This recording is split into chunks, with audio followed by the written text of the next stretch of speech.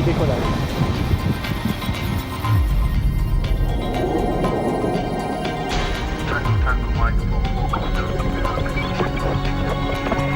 Fantastische Blue Amerika.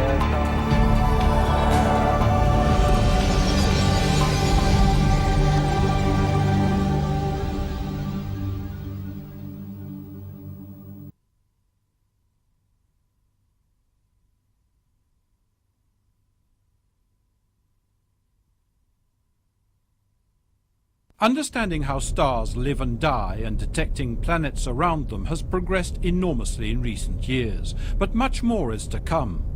France's forthcoming Corot mission promises to be a world premiere, detecting distant stellar phenomena and objects which have never been studied before. For 10 years now, SOHO has been listening to the melodious vibrations of our sun, starquakes that send ripples across its surface, providing information on its internal composition.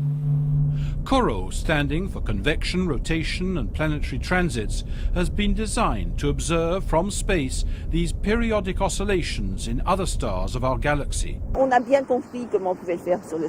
well understood how we could study the sun. We are now doing the same with stars, and to do this one must observe their brightness variations over the course of time to detect these periods, and then try to deduce their internal conditions such as poor temperature, things which are completely inaccessible by other means.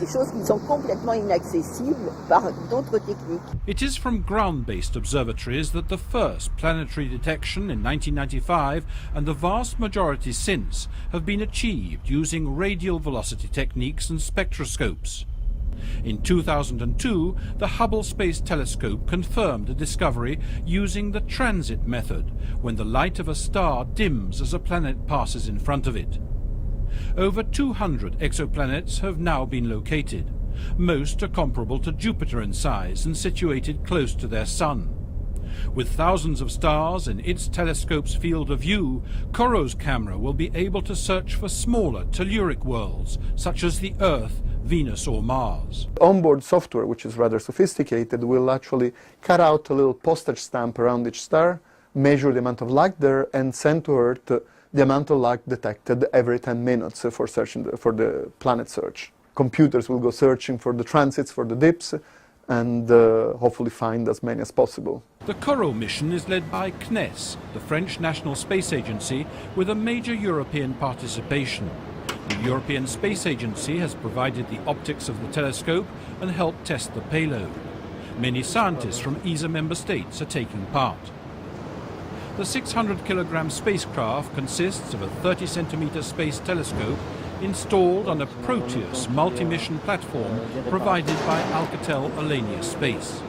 In addition to the usual attitude control systems, the telescope will itself contribute to maintaining the satellite's high pointing precision. C'est effectivement la première fois qu'on introduit l'instrument harnessed to pilot the spacecraft so that it maintains its pointing direction with an accuracy that must be to within less than 1 arc second. Inférieur à 1 arc seconde.